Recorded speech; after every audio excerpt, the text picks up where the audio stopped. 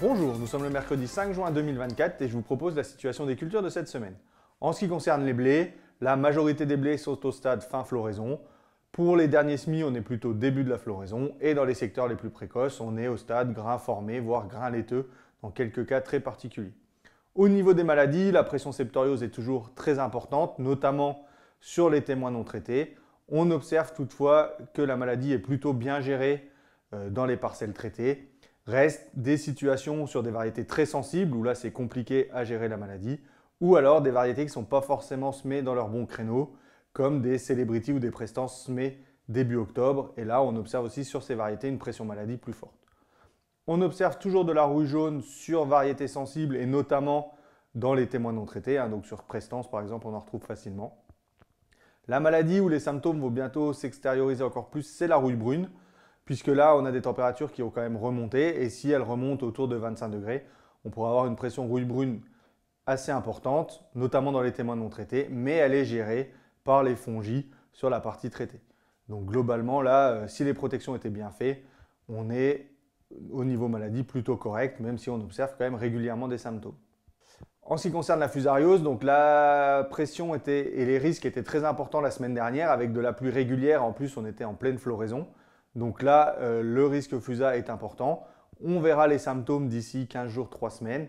Mais si la protection a été faite en fonction des créneaux au moment de la floraison, on arrivera à gérer une partie de cette pression. Au niveau des ravageurs, que ce soit les pucerons des épis ou les cécidomies, pour l'instant c'est plutôt calme puisque toutes les conditions, notamment la semaine dernière, n'étaient pas favorables au vol. Il faudra surveiller dans les prochains jours si jamais on a un temps un peu plus chaud. On pourra avoir un peu de pucerons, mais on observe aussi les premières coccinelles dans les parcelles de blé, donc ça devrait permettre de gérer ces pucerons.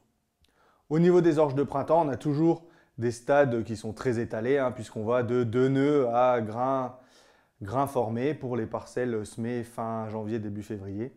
Donc la pression maladie est également très importante, on retrouve l'ensemble des maladies.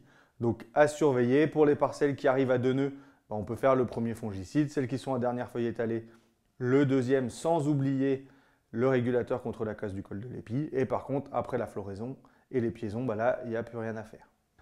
En ce qui concerne les pois de printemps, également, les stades sont assez différents. Ça dépend des dates de semis. Donc pour les semis du 10 avril, on est plutôt au stade 8-9 feuilles. Et pour les semis qui ont pu avoir lieu en mars, on est au début de la floraison. Donc le début de la floraison marque le début de la période de risque des tordeuses. Donc là, les premiers pièges ont été mis en place. Donc pour le moment, on est sur des pressions relativement faibles, mais les conditions n'étaient pas favorables la semaine dernière pour les vols. Donc là, on verra pour cette semaine, avec des conditions un peu plus calmes, si on a des vols de tordeuses qui augmentent. La pression maladie est également importante sur les pois, donc dès l'apparition des boutons floraux, on peut réaliser le premier fongicide pour lutter contre les différentes maladies du pois. En ce qui concerne les maïs, les stades vont de la levée pour les derniers semis à 5-6 feuilles pour les premiers semis. Au niveau du désherbage, il faut profiter des conditions actuelles plus calmes pour réaliser les désherbages, surtout dans les parcelles où on est déjà à 3-4 feuilles du maïs et où il n'y a encore pas eu de désherbage de réaliser. La pression limace est également très importante. On observe dans certaines parcelles des grosses pressions et là où il y a eu des l'antilimace d'appliquer, une grande mortalité des limaces. Donc soyez vigilants, continuez la surveillance parce que même si on n'a plus de pluie, les températures plus douces avec les sols humides vont encore permettre aux limaces de se développer et d'être présentes et de faire des dégâts sur les cultures.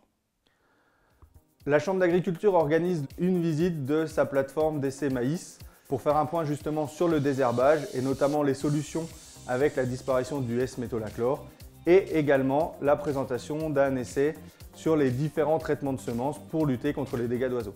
Donc cette visite aura lieu le mercredi 12 juin matin à Coincy, donc à partir de 10 h. Je vous souhaite une bonne semaine, à la semaine prochaine.